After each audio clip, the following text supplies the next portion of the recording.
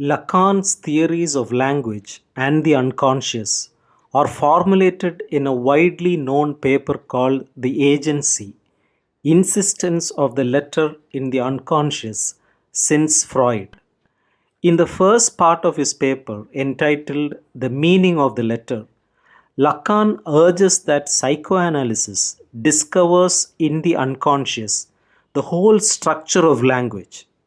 Language and its structure exist prior to the moment at which the speaking subject makes his entry into it. Lacan talks of the subject as the slave of language, whose place is already inscribed at birth.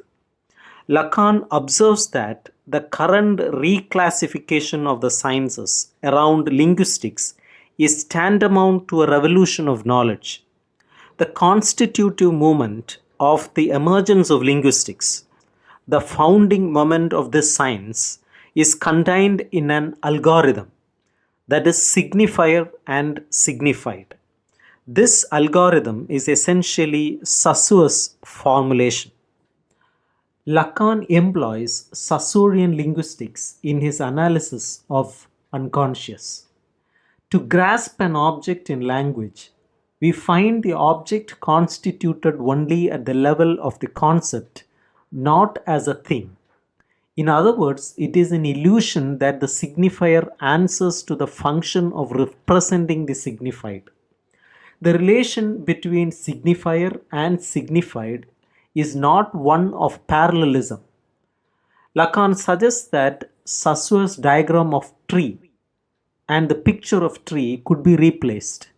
To better illustrate this connection with two identical doors over which are inscribed ladies and gentlemen, Lacan illustrates how the signifier enters the signified. The signifier or sound image, ladies, does not merely point to a signified or concept. The bathroom doors are identical, but they do not have the same meaning. This meaning is structured or entered by the signifier. If a train arrives in a station and a little brother and sister are sitting face to face in a compartment, one of them will see the sign ladies and the other gentlemen. They will disagree on what they are seeing. This signifier will become subject to the unbridled power of ideological warfare. For these children, ladies and gentlemen will henceforth be two countries towards which each of other souls will strive on divergent wings.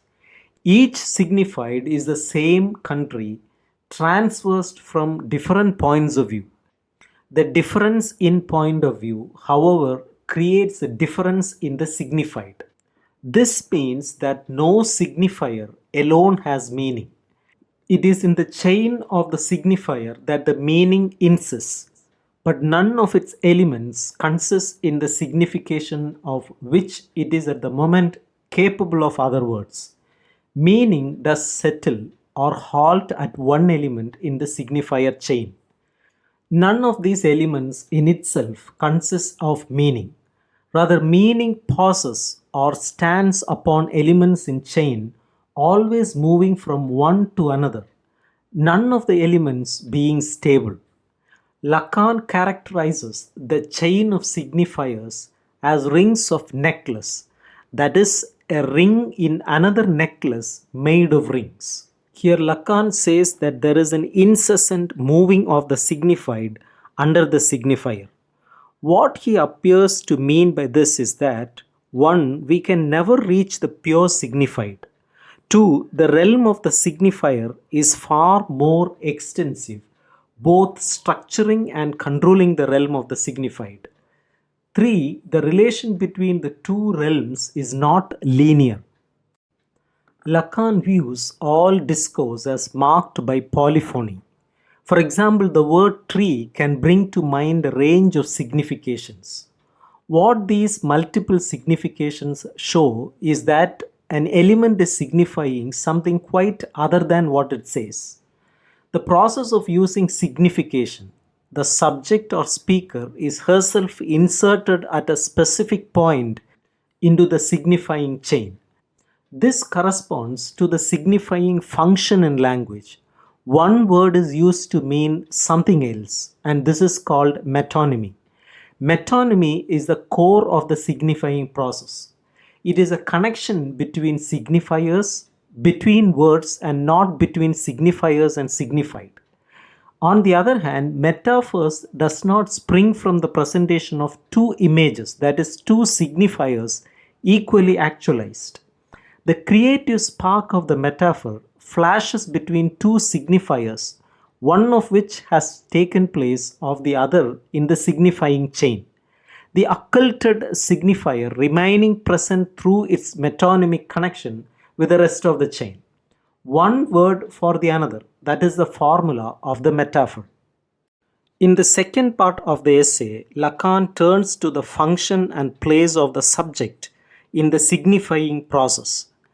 Descartes' statement, "I think, therefore I am," assumes that the human self is transcendental. It exists as a unity prior to its empirical experience. It is transparent because in principle everything is knowable about it, and it provides a clear, detached perspective onto the world, being uncolored or smeared by the opacity of a specific historically conditioned subjectivity. This transparent self affirms its own existence, locating this in its very ability to think. In other words, its being is equated or identified with its thought in an unmediated relationship. Lacan cites a more modern and perhaps less impugnable version of Descartes' formula. I think, therefore I am, where I think, there I am. According to Lacan, the place that I occupy as signifier will be a place in language, a grammatical function.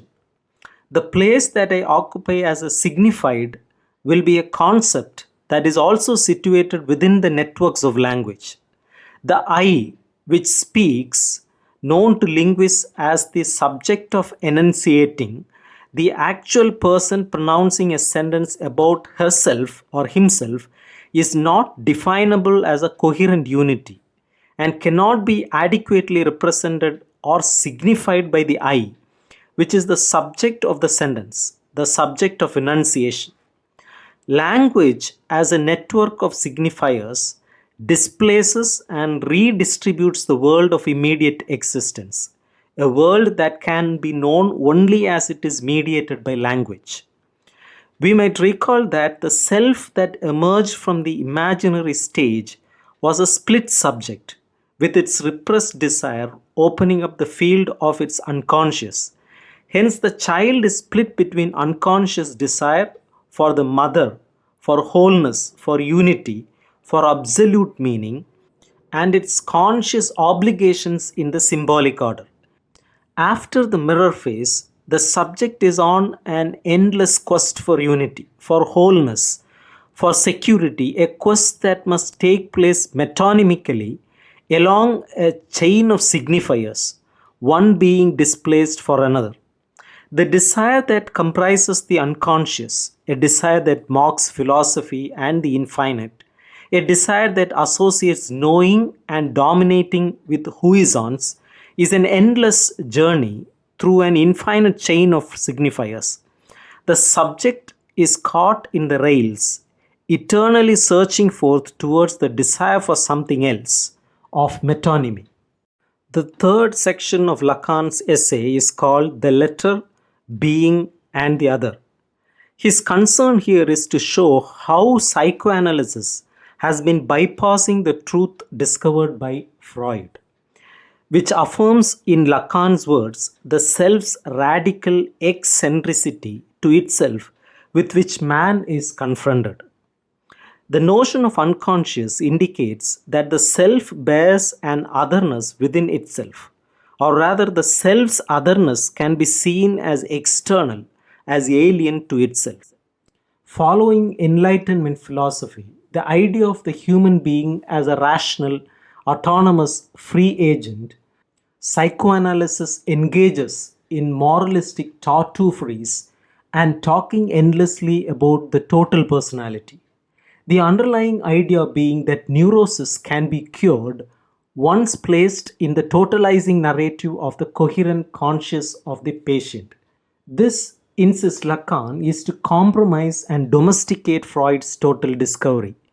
The unconscious cannot be treated as simply an aberration that must somehow be reintegrated in the total normal personality into the customary bourgeois enlightenment conception of the ego. The unconscious, as constituted by desire, is not merely structured like a language in its functions through mechanisms such as metaphor and metonymy. It thereby extends the nature of its functions, furled by desire, including the endless search for unity, along an infinite chain of signifiers. The ferment and displacement of meaning, the inability to accede to reality other than through language, into the realm of the consciousness, there in fact being no sharp demarcation between these. Lacan reminds us that the unconscious is the discourse of the other. It is with the appearance of language that the dimension of truth emerges and the existence of subjects can be recognized in the manifested presence of intersubjectivity.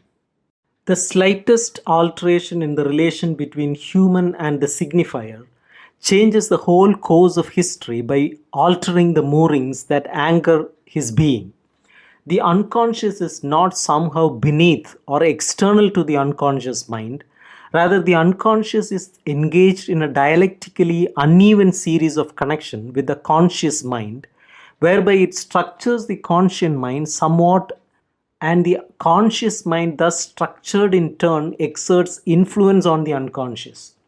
By viewing the unconscious as radically exterior and other, Lacan forces into invisibility the notion that the unconscious is not somehow tucked away, hidden and protected from the social structures which govern the world, a world they construct and define through languages. The unconscious is that part of the world.